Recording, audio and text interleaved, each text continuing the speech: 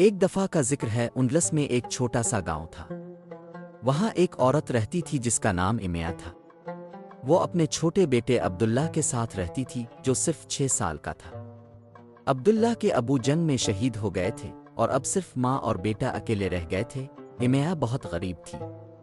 وہ دوسروں کے کپڑے دھو کر گزارا کرتی تھی۔ کبھی کبھی تو ان کے گھر میں کھانے کو روٹی بھی نہیں ہوتی تھی، لیکن امیہ بہت صابر تھی۔ وہ ہمیشہ اللہ کا شکر ادا کرتی تھی۔ رات کو جب سب لوگ سو جاتے تو امیہ اٹھ کر نماز پڑھتی تھی، پھر وہ اللہ سے دعائیں کرتی تھی۔ ہر رات وہ ایک ہی وظیفہ کرتی تھی، سورۃ کوثر پڑھتی تھی۔ وہ کہتی تھی، اللہ میرے بیٹے عبداللہ کو علم دے، روشنی دے اور اس کا نصیب روشن کر دے۔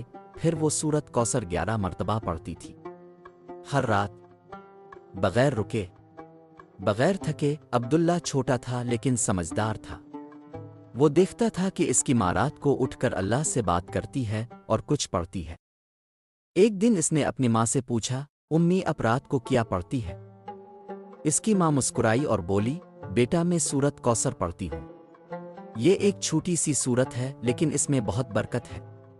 جب بھی غم ہو یا کوئی ضرورت ہو تو اسے پڑھنا چاہیے، یہ اللہ کی خاص سورت ہے۔ پھر امیہ نے عبداللہ کو سورۃ کوثر یاد کروائی۔ عبداللہ نے وہ دل سے یاد کر لی۔ اب ماں اور بیٹا دونوں ہر رات سورۃ کوثر پڑھتے تھے۔ کئی سال گزر گئے، عبداللہ بڑا ہو گیا۔ ایک دن ایک بوڑھا عالم گاؤں میں آیا۔ اس نے عبداللہ سے کچھ سوال کیے۔ عبداللہ نے سب سوالوں کے صحیح جواب دیے۔ عالم بہت خوش ہوا۔ عالم نے کہا، میں اس بچے کو اپنے ساتھ لے جاؤں گا، میں اسے تعلیم دوں گا، یہ ایک دن بہت بڑا آدمی بنے گا۔ امیہ رو پڑی۔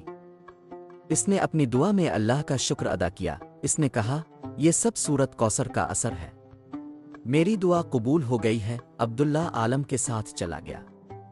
اس نے تعلیم حاصل کی، دن رات محنت کی۔ چند سالوں بعد وہ ایک مشہور استاد بن گیا۔ لوگ دور دور سے اس سے سیکھنے آتے۔ اس کا نام پورے اندلس میں مشہور ہو گیا۔ ایک دن اس نے اپنی ماں کو بلایا۔ اس نے اپنی ماں کو نیا گھر دیا۔